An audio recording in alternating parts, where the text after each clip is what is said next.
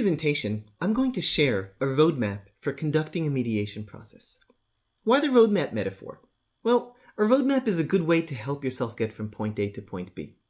This roadmap does that for guiding parties through a mediation process.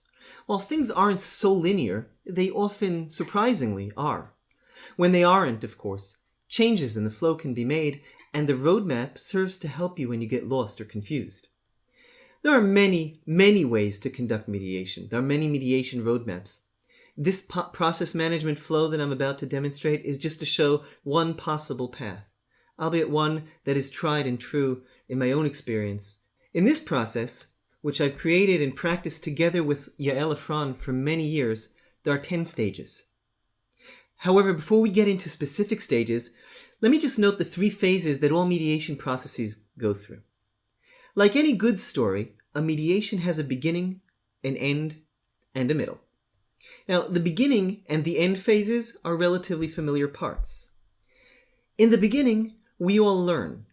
Parties learn about mediation. We learn about the parties. We learn the parties' story. We learn how parties relate to one another. We learn how parties view the other's story. There's a lot of learning going on. Down the road, toward the end of the process, parties might begin to consider solutions to the problems that brought them to mediation. So we have a pretty clear picture of what the beginning, learning, and the end, solving problems, might be. In the middle, though, comes the tricky phase. How do we help parties redefine their conflict from something that can't be solved, or that they can't solve on their own, into something that can be solved, and that they can work together on solving? That's what happens in the middle, perhaps at the heart of the mediation process. So, let's travel the mediation road stage by stage. This is only, of course, an initial introduction to mediation and to roadmaps in mediation, but I hope it will serve to give you a picture of what this process can look like from the perspective of the mediator's overall plan. Let's get started. Mediation begins with the first step, which we call the learning phase. In the learning phase, as I said, a lot of learning is going on. Parties are learning, and mediators are learning. It starts off with the preparation phase. We intake parties. We give them initial information about mediation. We learn about them. We might get some initial information from them. We set up the mediation room as best as we can to make it as conducive as possible for holding the process, and we welcome the parties in. We learn who they are, their names, how they relate to one another, something you can never take for granted or preconceive. And we might also spend time coordinating between mediators, if there are more than one mediator involved, and learning about each other. This all happens in the preparation stage. The preparation stage can take anywhere from 10 minutes before the mediation starts to the many, many weeks or months in which you do your best to set up a mediation. We then move on to the second stage, which is the mediator's introduction, or the introduction to mediation. In this stage, mediators introduce the process of mediation to the parties. Generally, parties may have never heard of mediation before, certainly may have never participated in mediation before, and the ground rules and the goals and the objectives and the how we work in here needs to be laid out.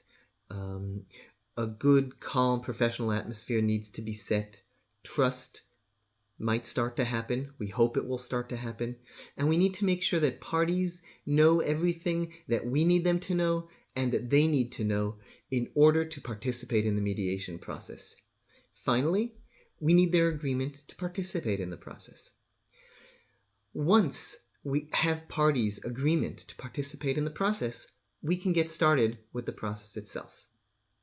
Here's what an introduction to a mediation might sound like in practice. So, it's great to meet you both. As I said, I'm Noam Ebner, and I appreciate your asking me to help you and be your mediator in this case. Now, let me give you just a short introduction to what mediation is. I know I spoke with each of you on the phone with a brief description of the process, but I just want to make sure that you hear the same thing so that we're all on the same page here. The first and most important thing about mediation is that I need you to understand that I'm not a judge. I'm not here to make decisions for you. I can't tell you what to do. In fact, if anybody makes any decisions here in this room, it's going to be the two of you together. Okay? That's the wonderful opportunity that you have in mediation, is that you can decide how you want to map out the rest of your lives rather than have someone else decide that for you. Now, of course, I can help you both to talk things out between you and to figure out just as best as you can what will work for you and what you both can live with and want to live with. But I cannot and have no desire to decide. I have no interest in whatever it is between you being settled one way or the other.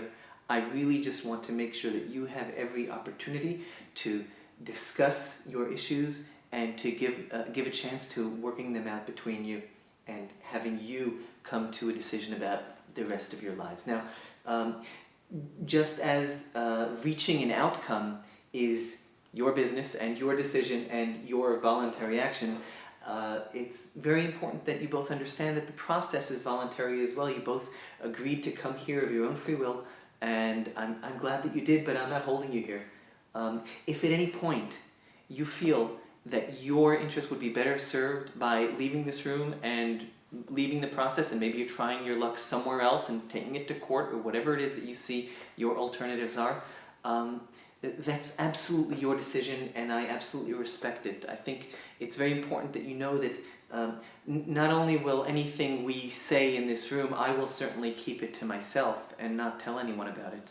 But if we continue this conversation and do not reach an agreement, and one of you or both of you decide to abandon this process, none of the things that we have talked about here in this type of process will ever reach the courtroom in the type of process that might follow. And more to the point, if a judge would ever call me to ask me, well, come testify, why did they say this, why did he say this, why did she say that, I'll plead the fifth, figuratively speaking. I will not answer those questions.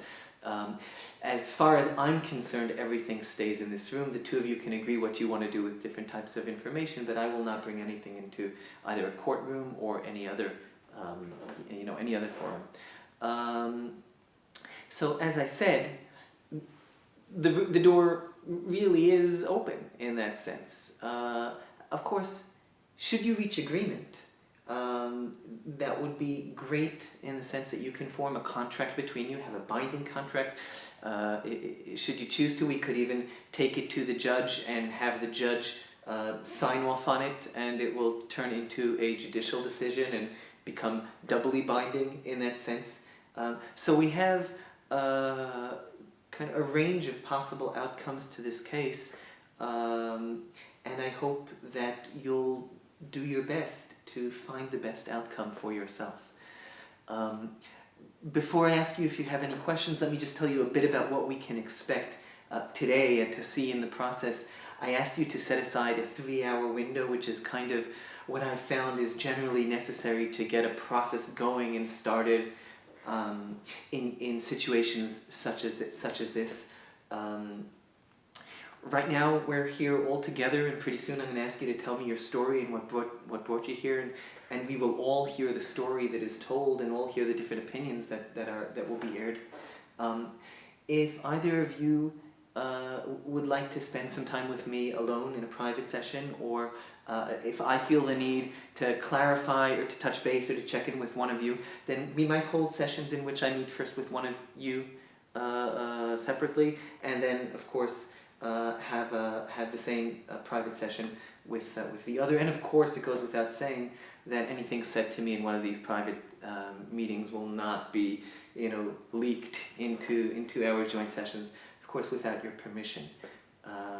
I'm hoping that through that mixture and in general through the mediation process, we'll find a way to make both of you as comfortable with the decision-making process as possible, in order to allow you to reach the best decisions that you can.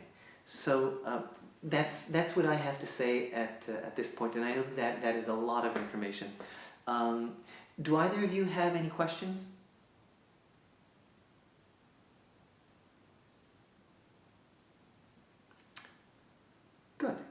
So let's get started. After we've introduced mediation to parties and we've received their agreement to begin the process, we invite them to present their story to the mediator. Now, this might easily be the first time that we are learning anything at all about the process. This certainly might be the first time that we are actually hearing parties tell us the story in their own words. And we have multiple objectives in this stage. We're trying to show parties that we can listen to their stories even though they may be rough, and we can contain both parties' stories. So we're building trust. We're allowing parties to vent. Sometimes parties come in and they are very angry, or they need to clear space in order for something new to happen. And of course, we're gathering information. We're learning about the actual dispute. The tools that we use are tools of active listening. We invite parties to tell us what's on their minds and what brought them here, and we give them as much time as they need in order to tell us their side of the story. Sometimes we might ask them questions in order to help them expound on certain issues, and sometimes we might just bite our questions off in order to let them tell us what they want to tell us in their own words. Of course, a major challenge in this stage of mediation and in the stages to come, but it first raises its head here, is how to show empathy to a party when you're listening to them and showing interest in their story and learning about them. How do we show them empathy when the other party is sitting right there in the room? And we need to be able to show them empathy in order to form a bond with them, but we also need to make sure that the other party doesn't feel alienated, that the other party doesn't feel that we're on the first party's side, that we're not neutral, that we're not impartial. How do we do this? Well, you practice it, and in the end, you manage to do it. But we need to be conscious that there is another party in the room, and that we will need to give both of them their time and their attention and their empathy. After parties have explained their story in their words, we might, and I emphasize we might, want to obtain additional information. Perhaps we feel that we don't know the whole story. Perhaps we have some questions that we absolutely need clarified before we feel that we can move on. These might be things that parties chose not to share with us or not to transmit, so we have to be careful about whether and thoughtful about how we ask them for this information. The tools we use are the same tools we used in the last phase, in the last stage. We listen to what parties are telling us. We ask them follow-up questions. We might consider changing the forum in terms of conducting private sessions, or what we call caucusing, with each of the parties separately, in order to give each of them a more private area, a more private session in which to share any information they might want to share with us, or for us to ask questions that might be more pointed, might be more blunt, might be more open, and in general just to check in with parties and see how they are. Let's see how such a session might be opened. Oh, hi, John. Yeah, please come in. Sit down. Great.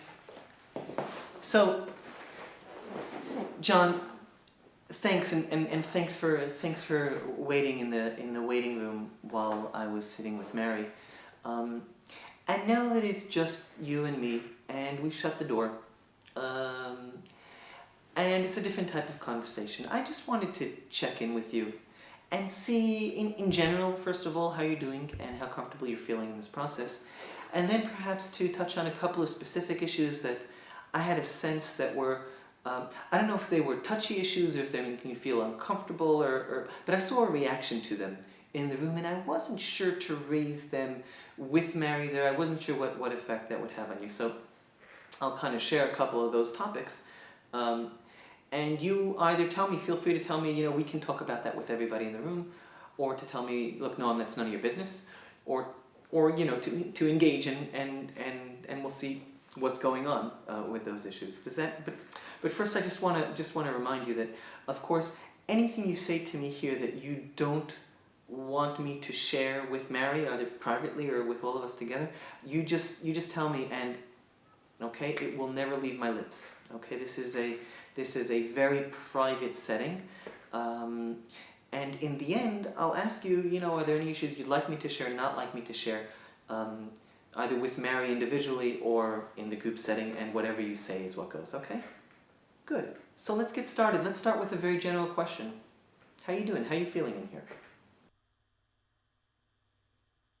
The next stage is a stage that we call identifying issues.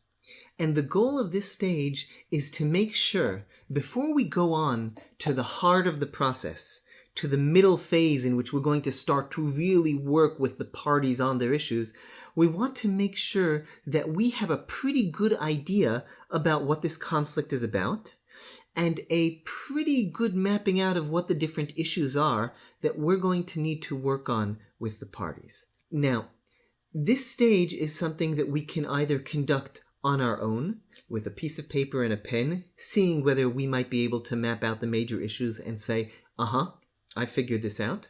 Or it might be something that we conduct together with parties, in which we sit them down and we throw out a suggested list of issues and we see what they think about that and whether they want to add things on or whether they want to correct us or rename issues.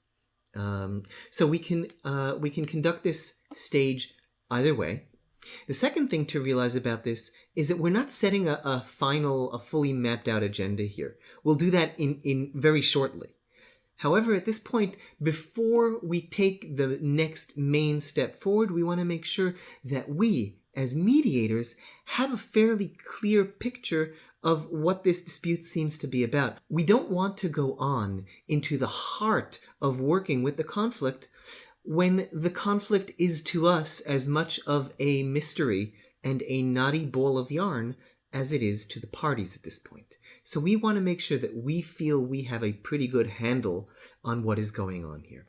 And once you feel that you have a pretty good handle on that, that's a pretty good indicator that you can end the learning phase. Now, that is not to say that you will not be learning anymore. It just means that you have ended the official learning phase and you are able to move on to the next phase. Before we move on to see what that next phase is, let's see what a stage of identifying issues might look like. Okay, so do you have anything to add to that? Do either of you have anything to add at this point? Because let me tell you where I think we are right now. We spent a lot of time getting your stories on the table and really understanding where both of you are coming from. And I mean, the two of you share so much history that it's obvious that we're only sensing here the tip of the iceberg. And I know that me coming from outside, I know that I'm only seeing a small part of your lives, and I really appreciate you sharing that with me. I never take that for granted. It also sounds to me as if having listened to you thus far and trying to get a sense for what is important to you and what both of you seem to want to talk about.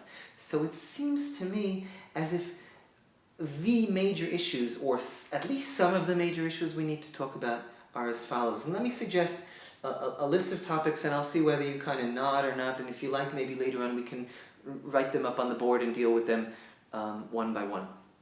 I'm hearing you both say that in general you both agreed to this separation and to this divorce. If we need to talk any further about that, then we can talk. Well, I see that you're both nodding, so I'm just going to assume perhaps that that's a topic that has been resolved. The process of how exactly we do it might be an issue. Another issue that you've raised is parenting.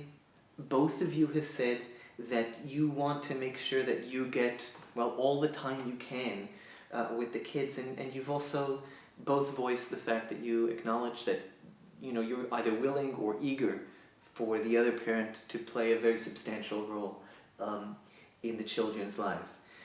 What exactly will that look like? How do you go about doing it?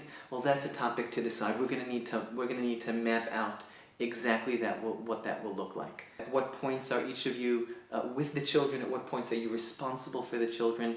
And how do you manage conversations about those issues between the two of you is a separate issue of parenting.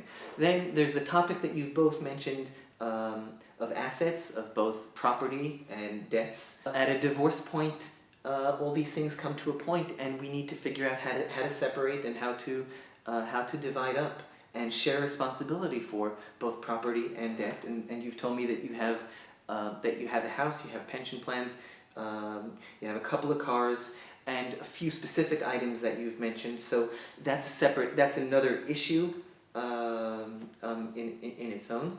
And you've also mentioned a final issue which you're going to need to decide and tell me whether you want to make that an issue that's discussed here. You've mentioned, the both of you have mentioned an issue of care for your mother. And I wanted to, to explore whether that's an issue that we need to decide on here in this process, or whether it's something that you will both work out either on your own or together afterwards. It might be an issue to explore, and you'll tell me. So those are the issues that I've identified this far. If I see both of you are generally nodding, how about if I write those all up on the board, and we'll go through them one by one and try and get a picture for what your real interests are in all of those issues, and where your natural meeting points are, and also where the unclear or vague or maybe even clashing points are, and what we need to help you guys work out. Does that sound like a plan? Good. I'll go write them on the board then. Once we feel we have a pretty good read of the issues that are at hand and at what is going on between parties, we're ready to move on to the second phase, redefining the conflict. This phase is kind of hard to break down into specific things to do, but I'll still do my best to give you a picture of the kinds of things that we are going to do there. The first thing that we will do is we will try and form a sense of transition from what was going on in the first part of the process, when parties had colliding and clashing stories and blame that they were throwing at each other, talking about the past in terms of the positions they held, and instead what we're going to try and help them do is to realize that they are two parts of a shared story. And just as their conflict is a shared story, so too they might be able to move out of this stage and look for a joint solution. So from separate to shared is the transition that we try to achieve here. In order to do so, what we will try to do is to take the story and positions that we heard from one side and the story and positions that we heard from the other side, and try and form them into a shared story that we share with parties, and see whether they recognize themselves as being a part of that shared story. Once they do, we move on to forming an agenda with parties. As opposed to the identifying the issue stage, this is a real agenda that we offer parties, and we ask parties, is this what you want to work on? What order should we work on it? So first we move them from a separate sense of belonging to separate stories to a joint shared story and framework. And then we start helping them to look ahead at what might the next steps be in moving from dispute to resolution. Let's take a look at what that looks like. We've had a bit of a break, and we're back in the room again, and we're ready to start working. Let me share with you a bit about how what you've described in the room sounds to someone on the side. Let me tell you what I'm hearing here. I'm hearing here that we have two people who live in very close quarters, like modern-day apartment buildings often do to us. They throw us together with other people, often not people we chose. We didn't make a big plan 20 years ago to spend the rest of our lives together. And they bring us into close quarters with one another, and they form this kind of interdependence. What starts off in my territory winds up in the other person's territory, and it all goes back and forth. And the same is true for the two of you, and it's true for your neighbors. And what we're actually trying to figure out here is this kind of separation between my own private territory and what I can do and what I can expect in my own private territory, as opposed to what is the point where what I do affects my neighbor, and what is the point at which what my neighbor does affects me, and at what point do we have to start taking that into consideration and showing concern for one another. So we have a clash here between two things that I think are very humanly intuitive for both of you. One is this concern with yourselves and wanting to enjoy your quality of life just as best as you can, and the other, this general understanding or acknowledgement that we live in a place in close quarters, and and we have to take others into account. The question is, how much of this can we expect? How much do we have to give and how much do we have to get? And I think that that's what this conversation is in essence about. Does that kind of seem to strike a chord with? Well, I think it does. And it sounds to me that if we were to break down what we need to talk to into specific issues, so what I might suggest is that we talk about at least the following issues. Okay? One is, well, the issue of noise, which you both presented as a problem, something that's disturbing your quality of life. And maybe try and figure out a way for you to enjoy a good, quiet, peaceful quality of life, or as best as you can, while still, maintaining your enjoyment from whatever it is that goes on inside your own apartment. I know that's a tricky balance, but maybe we could figure out a way to do that. The second thing is the topic of public spaces. How what I do in the public spaces of an apartment building affects my neighbor, and whether that's okay or not okay. On the one side, a public space is my space just as much as it's anyone else's, and on the other hand, a public space is also a place that is public. And what are kind of the accepted boundaries of that? And if you could come to some agreement about the accepted boundaries, then we could move forward on those topics. And finally, and this is something I'm going to suggest because it seemed to be very obvious from what happened between the two of you, is in general the topic of communication between the two of you. I mean, look, from what you've told me, neither of you are planning to move out of these apartments. And you're going to be together for a while. And between you and me, you don't want to come down and spend time with me every other week to try and solve a problem. So I hear that there was an incident and a breakdown in your communication capabilities. And maybe one of the things we can do here is to kind of reinforce the degree to which the two of you are able to work things out by yourself. Really, in order to improve the way you live your lives through joint planning, through joint conversations, through problem solving, so that when things do concern either of you, you're able to bring it to the other person and reach a solution on your own. So does that make sense, those three topics? And if it does, then I'll put them up on the board, and maybe one or both of you would like to suggest or agree which of those we'll deal with first. Okay? Sound like a plan?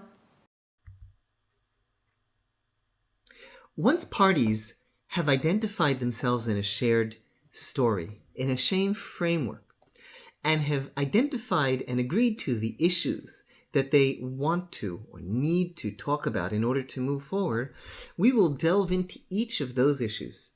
And we'll delve into them one by one. And what we will focus on inside those issues is help parties to shift their discussion of each of those issues from a positional argument into a discussion of what are their underlying interests, what is really important to them about each of these issues. So, of course, we'll ask lots of questions, usually open-ended questions. We might hold caucuses in which we'll invite parties to share and explore their interests. We'll use reframing, and we'll encourage parties to simply talk to each other. So this stage focuses on interests. Once we have identified the interests and discussed the interests that each party brings to the table and that are really motivating each party, we can move on, should parties choose to do so, to problem solving, to actually looking for resolution, for solutions to the problems that they came in with that are based on the interests they discussed. So what we will next do is we will work with parties on discussing different options for solutions. You might look at this as two mini stages, one in which we generate different options for solving either the entire problem or individual issues. And the second one is taking a good hard look at each option that gets put on the table and looking at whether it actually solves the problems that they came in with.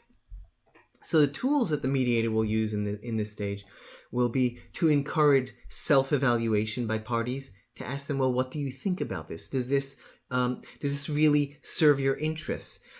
Is this better than what you can achieve outside at another table? Do you think that the other party is willing and able to fulfill their commitments?